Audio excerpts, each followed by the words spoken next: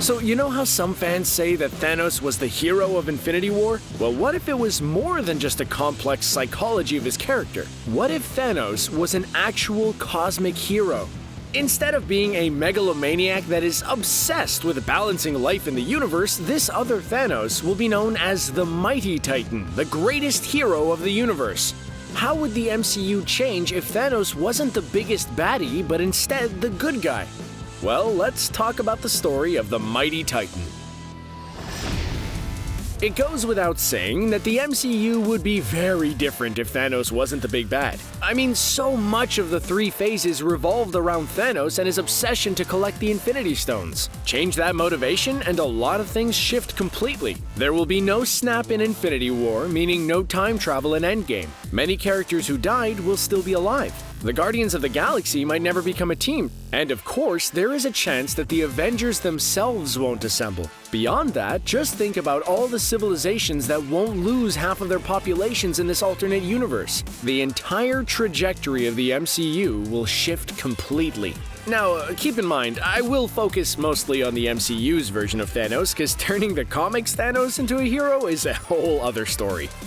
Okay, let's explore a very different MCU, a universe where the Mighty Titan is the greatest cosmic hero. Thanos was the strongest Titan on his planet, and he used that power to become a hero. He was loved by his people, and he loved them back. For an obsessive guy like Thanos, having such purpose was all he needed. The Mighty Titan protected his planet from countless alien attacks and kept his people safe and sound for many decades. And under Thanos, Titan prospered and flourished, becoming one of the best civilizations in the galaxy. Then came Titan's darkest day, the day that changed Thanos' life forever. Galactus, the devourer of worlds, had arrived for his feeding time, and Titan was on his menu.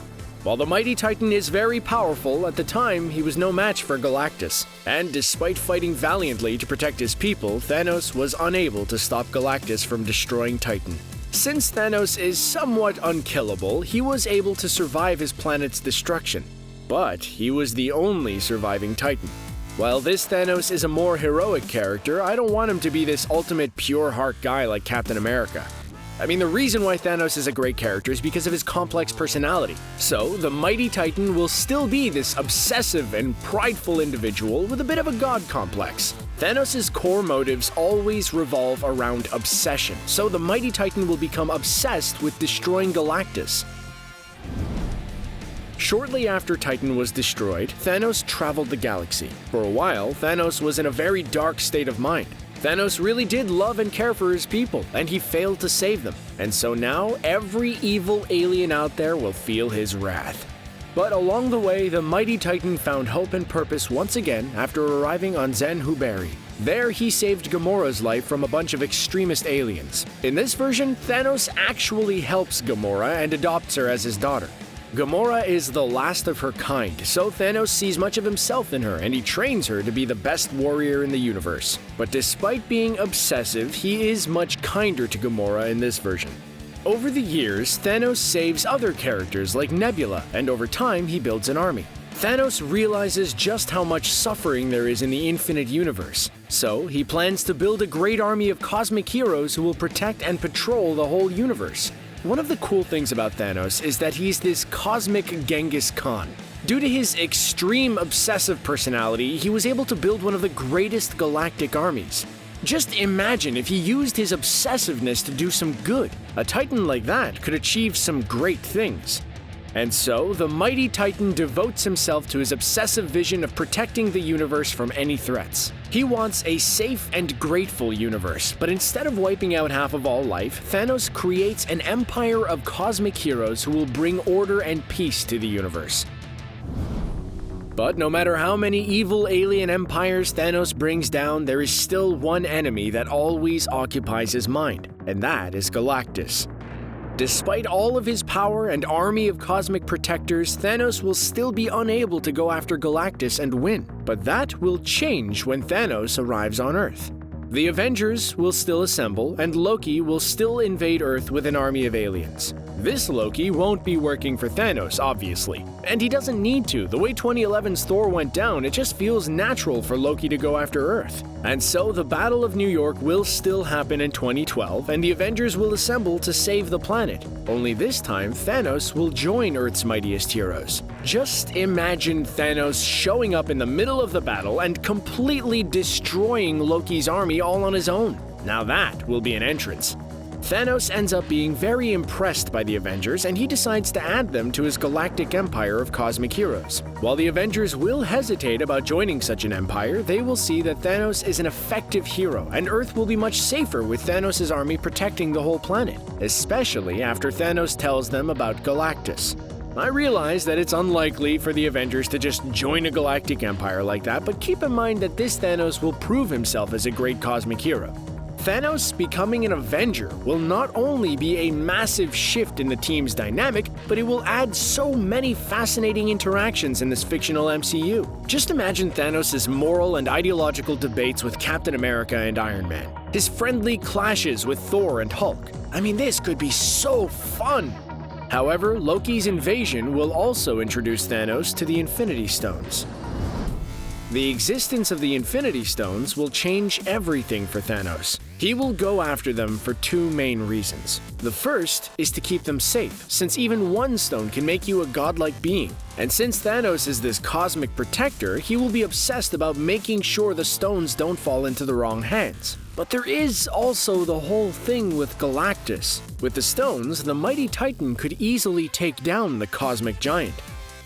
Going after the stones will put Thanos at odds with the other heroes on Earth and in space. In a way, Thanos' obsession to collect the stones could parallel Iron Man's obsession to protect Earth from the Mad Titan. Tony was ready to clash with fellow Avengers, believing that his actions, questionable as they might have been, would end up saving humanity.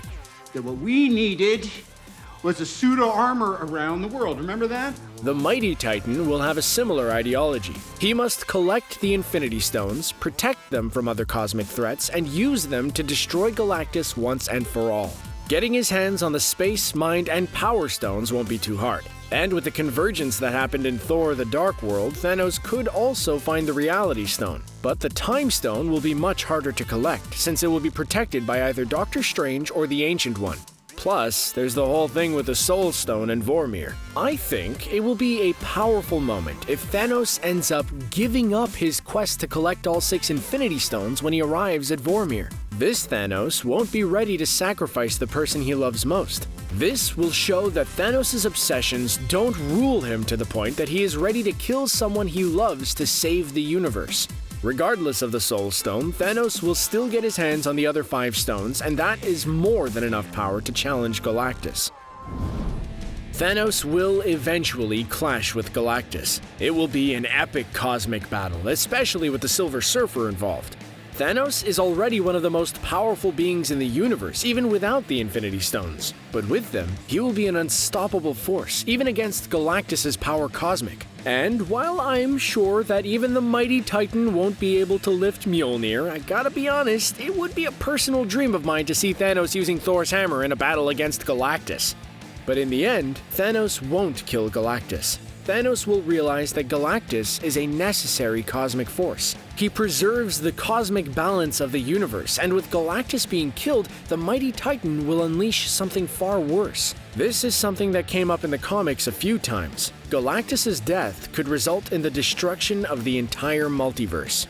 And here we will see Thanos making the change. He understands that he allowed his obsessive need for vengeance drive him into a negative direction, to the point that he almost destroyed the universe. And so, instead of killing Galactus, Thanos will use the stones to turn the cosmic being into the Life-Bringer. This Galactus won't be going around feeding on planets, but instead becoming a being that brings life to the universe. Using the stones like this will almost kill Thanos, but from his point of view, the sacrifice will be worth it. With Galactus becoming Life-Bringer, the universe will be much safer. No other civilizations will die like Thanos' people. Beyond that, Thanos' empire of cosmic heroes will be everlasting. It will honor his legacy and protect the entire universe. Thanos will then retire to the garden, where he will finally rest and watch the sun rise on a grateful universe. A universe he helped make safer and better.